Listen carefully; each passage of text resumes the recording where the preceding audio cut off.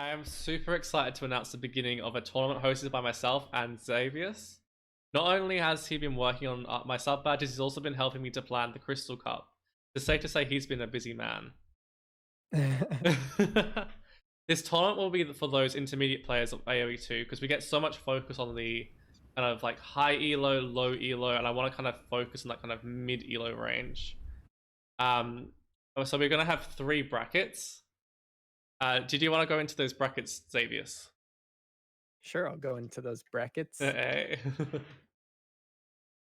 So, what we have decided upon for the tournament is we have bracket number 1, which is going to be the 1200 to 1349 range.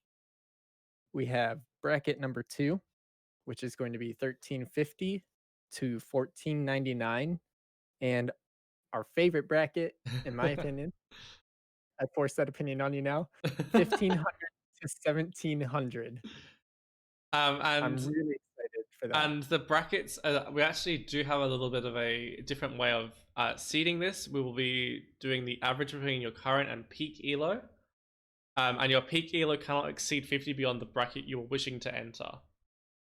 Uh, so if this is to try and weed out as many Smurfs as possible because there is going to be some level of reward for the the winners of each bracket and the runners up of each bracket. Do you want to go into the minimum games requirement? Yep. So, in order to fight off the Smurfs, we have decided that accounts must have at least 80 games at the time of seeding. Oh, beautiful, Xavier. I just saw it on chat.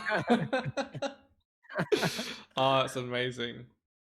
Yeah, But yes, multitasking. we have decided 80 is a good minimum requirement just because obviously someone can make a new account in because we're announcing in advance. In 2 weeks, you can get 30 games quite easily. Getting 80 games, on the other hand, like you have to actually commit to doing that. Mhm. Whereas the Yep. 800 bracket, this is definitely we wanted to focus on the intermediate kind of elo, just because the I feel like it's underrepresented at the moment. There are lots of things like Visible Cup was amazing, but obviously it had an open-ended towards the end, so all of us got lower elo plebs got plebbed completely.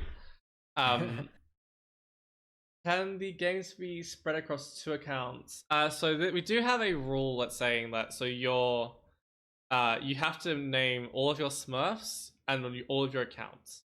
So you'll be seeded based on your highest elo account, and you must play on that account. I think that's the most fair way of making it so everyone can have an enjoyable experience. The final seeding of the Crystal Cup will be on the 23rd of August, so the first week of games will be from the 24th to the 31st, if I'm not mistaken. We would do our absolute best to ensure as many games as humanly possible are casted. There may just be some that fall through the cracks. We will be asking people in the coming days that are usually interested in casting to actually join us as well. We're really excited for that.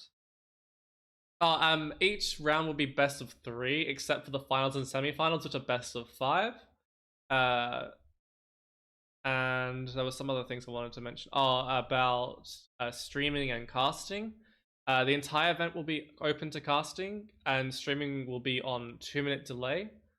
However, we do ask that the people involved in the semi-finals and finals do not stream themselves, just to try and keep it as fair as possible. And it's obviously suboptimal if people in chat are able to help, especially in the semi-finals and finals. Maps and draft. Did you want to go into that, Xavius? Yeah, let me pull them up real quick. So for maps and draft, what we've decided is each player will have 1 civ ban and 2 map bans. The bans will begin with the higher seed, and they will go in the order of map bans, civ bans, and map pick. So the higher seed will lead with the map ban 1, lower seed will go with map ban 2, and etc. in that order. And then higher seed will ban a civ, lower seed will ban a civ, and lastly, the higher seed will pick the map, and the lower seed will pick the map. It is, I don't know if we mentioned, it is hidden pick, no repeat civs.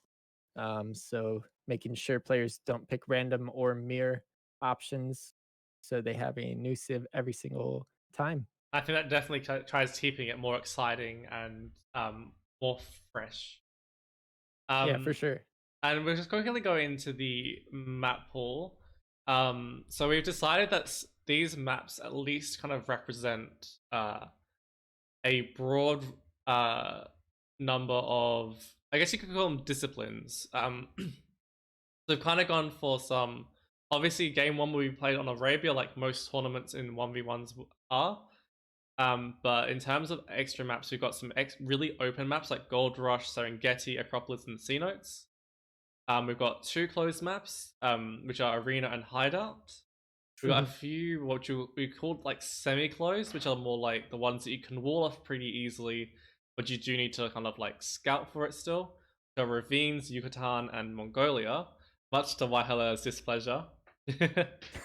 And Water and Hybrid, we decided that the three maps that were best for this discipline were Islands, Mediterranean, and Golden Swamp. And there is still the opportunity for us possibly at looking at other map, but I think that this covers I can't think of the word for it. It covers like a very broad number of maps, a broad number of playstyles, and I think it will keep the tournament exciting.